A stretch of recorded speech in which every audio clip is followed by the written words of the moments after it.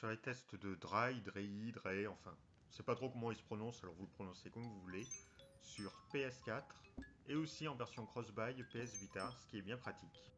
Ce jeu est un puzzle game multijoueur. Malheureusement pour le côté multijoueur, à chaque fois que j'ai voulu essayer de jouer à plusieurs, les serveurs plantaient et je devais relancer le jeu systématiquement, donc on va parler que de la version solo.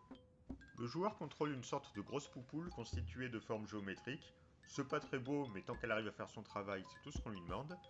Et elle doit déplacer et empiler d'autres formes géométriques en 3D afin de leur faire recouvrir un point lumineux à l'écran. La construction doit tenir intacte quelques secondes. Si elle s'écroule avant, il faut tout recommencer. Les commandes sont très simples. Un bouton pour saisir les objets et les croix ou les sticks pour le faire tourner ou le tirer dans tous les sens. Si la face sélectionnée n'a pas d'importance pour les cubes et les cylindres, en revanche pour les prismes droits et les pavés droits, la face par laquelle on les attrape est très importante, que l'on veuille faire une construction verticale ou horizontale.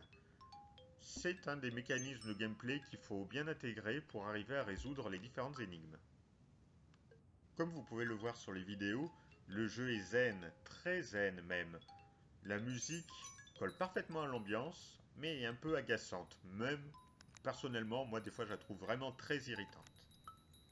Si le gameplay reposait uniquement sur l'empilement de formes géométriques différentes pour faire des structures complexes, ça serait beaucoup trop simple. Mais non, les développeurs ont aussi intégré les lois physiques. Ah, là ça devient intéressant.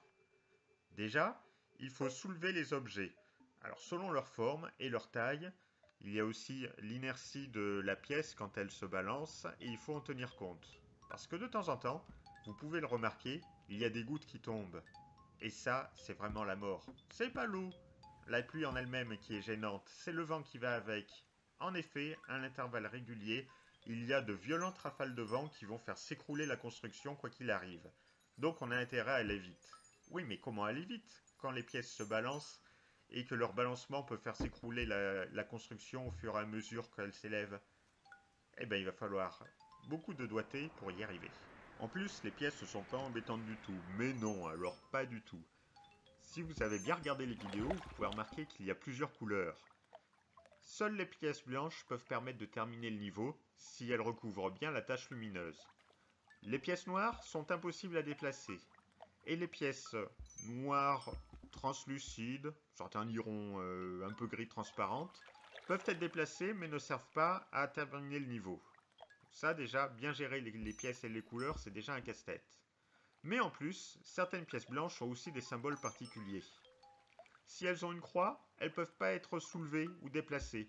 Il va falloir prendre une autre pièce pour la tirer et la placer correctement où on veut, voire la faire tourner. Si elles ont d'autres symboles, il va falloir faire très attention parce que soit on ne peut pas les bouger rapidement, sinon dans ce cas elles tombent immédiatement, soit elles peuvent exploser.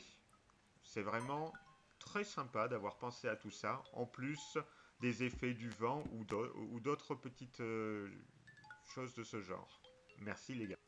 Pour augmenter la difficulté, il y a aussi des murs invisibles qui empêchent le joueur de déplacer librement les pièces, car ils peuvent rendre vraiment l'aire de jeu très étroite. Ça encore, c'est une très bonne idée qui vient bien casser les pieds du joueur.